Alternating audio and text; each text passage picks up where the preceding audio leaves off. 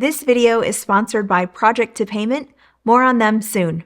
I just celebrated my 25th anniversary as a cleaning business owner and entrepreneur. And let me tell you, in those 2.5 decades, I have seen and done it all and learned even more. And in this video, I'm sharing 25 years of lessons that I wish I knew at the very beginning of my cleaning business journey, which will empower you to reach your goals so much faster, provided you watch this video from start to finish. So if you want to stop working for other people and start your own cleaning business, or you want to take your existing cleaning business to the next level, and if personal and financial freedom is what you're after, then this is the video for you. So let's dive in and make it happen. Lesson number 1 is know your why. In other words, why do you want to start or grow your cleaning business? And most answer that question the same: to attain personal and financial freedom. That's a good start, but you need to go deeper. And the reason why you need to go deeper is this. My husband Alex and I believe that business is always simple, but that doesn't mean it's always easy. Of course, you will face tough times. If entrepreneurship was always easy, then everyone would do it. But what will get you through those tough times is knowing your why. Your very specific to you reason why reaching your goals is so critically important. And let me just share 3 very specific reasons why 3 recent clients of ours chose to enroll in our coaching program. Number 1 is a student who has an existing cleaning business and who is ready to take it to the next level so they could free up more of their time to spend with their kids. They talked about being tired of being too tired for their children, and they were ready to take action to do something about it so they could create more memories as a family. Number 2, another student is starting a new cleaning business so they can help their aging parents. They talked about their desire to give back to their parents at this stage of their life, since those parents had sacrificed so much for them over the years. And one more example is a young man who recently bought a house, is engaged to be married, and who is building his cleaning business now to support his future family. He is also a huge soccer fan and mentioned his desire to attend the World Cup in 2026. That's just 3 recent examples, but the motivations we hear from students are endless. Family, travel, more time for faith, giving back to the community, the list goes on and on. But knowing your why is absolutely critical, because it will make you an unstoppable entrepreneur. So if you know what it is right now, write it down and put it somewhere where you'll see it every day. If you don't know your why yet, then figure it out today and let it be the driving force behind reaching your cleaning business goals. Lesson number 2, pick a specialty. If you're brand new to the industry, then it's okay to go a little more broad in the type of cleaning you offer. But once you know the needs in your market that also align with your business goals, then it's time to specialize. And whether you want to clean yourself or hire cleaning staff should also factor into these decisions. For over 15 years, I specialized in luxury residential, and I loved going to work every day. And my clients were willing to pay top dollar for me because I was a luxury home cleaning specialist. Now I only do commercial cleaning, and I look for large buildings and large contracts. They require a little more work up front, but in the long run, that extra work is totally worth it. And I currently use a mix of subcontractors and employees to perform the cleaning. But by defining your specialty and trying your best to stick with it, you can perfect your business model.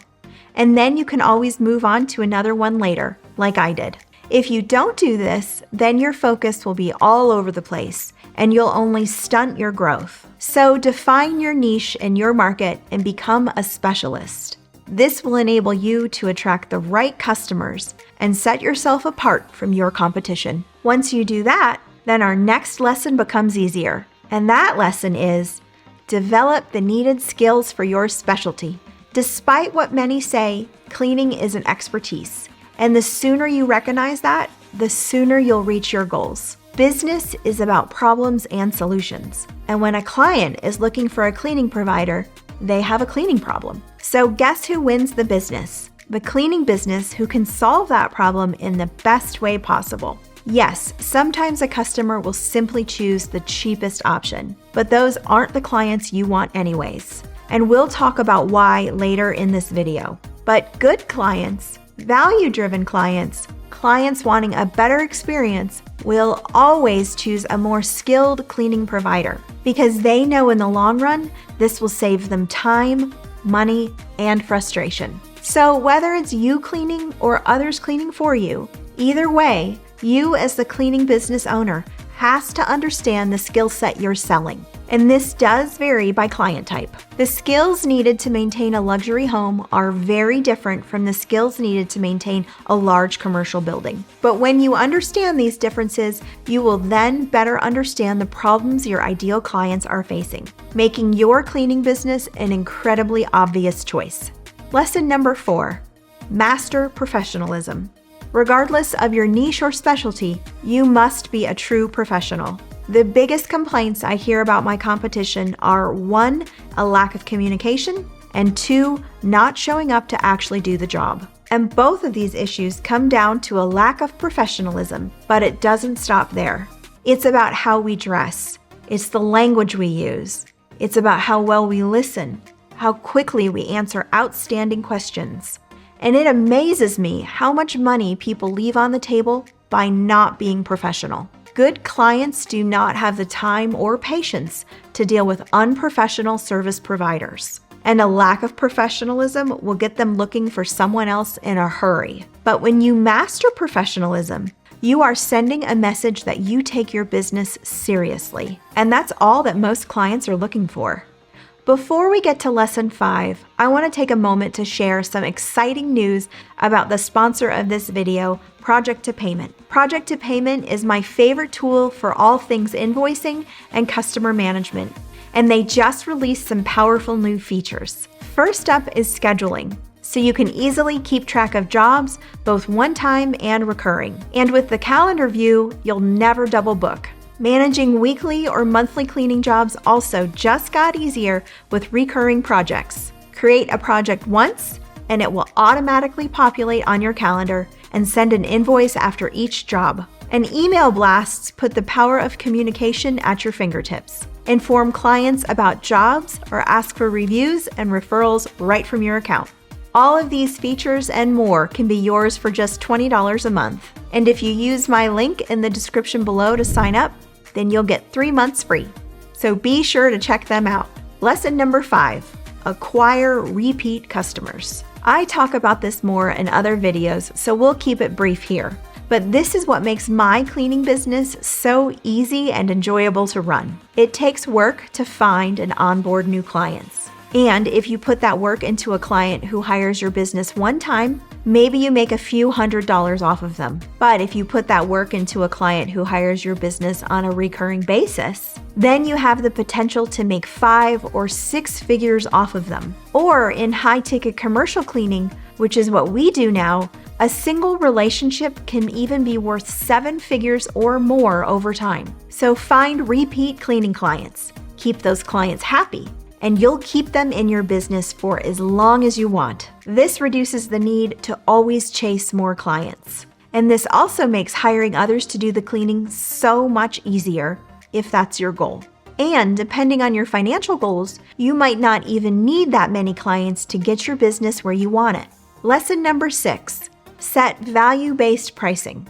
As I said earlier, some clients will choose a cleaning provider based on price alone. And that's okay. There are lots of cleaning businesses out there to serve those customers. But you need to be different, because while there are plenty of cheap customers out there are also plenty of clients out there looking for quality. And they're willing to pay a lot of money for quality. Trust me. And think about it this way. When someone hires a cheap cleaning provider who doesn't do a good job, where does that leave them?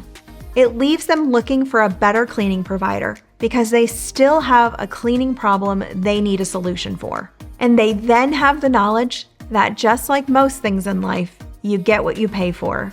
So always remember there are 2 types of clients in this world, price-driven ones and value-driven ones. But did you know you can actually convert some price-driven clients into value-driven clients? I've done it time and time again. How? by not positioning myself as the cheapest option, but by positioning myself as the best option. Do that in your business, and then to the right clients, your price simply won't matter. Lesson number 7, prioritize customer satisfaction. This should go without saying, but with no clients, you have no business and no income. So it should be your number one goal to make your customers feel valued and appreciated. Some clients appreciate more frequent communication, while others only care that the job is getting done. But regardless, always try to exceed their expectations and find ways to show your appreciation for their business. And remember, happy customers become repeat customers who will then recommend you to others. And that is the ultimate recipe for success. And lesson number 8, stop limiting yourself.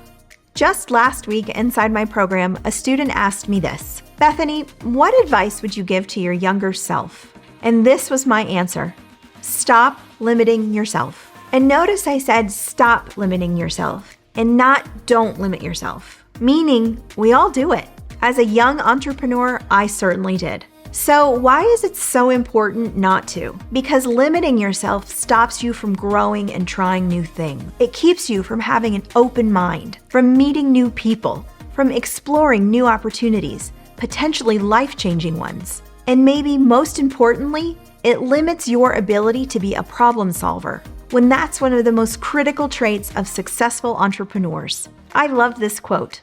There are people who have a solution for every problem, but there are also people who have a problem for every solution. Which one do you want to be? Obviously, we want to be the first one. And the key to being that person is to recognize limiting beliefs when you see them and rejecting them, which will ensure that you stop limiting yourself and build the cleaning business that you want.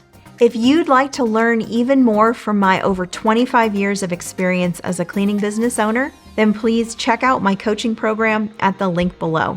This is a complete step-by-step roadmap on how to reach your cleaning business goals as fast as possible. You can also sign up for my completely free newsletter, where each week I will teach you even more right in your inbox. Thank you again to Project2Payment for sponsoring this video. You'll find a link below where you can get 3 months free. And if you're new around here, then watch this video next, and let's keep building what you want together.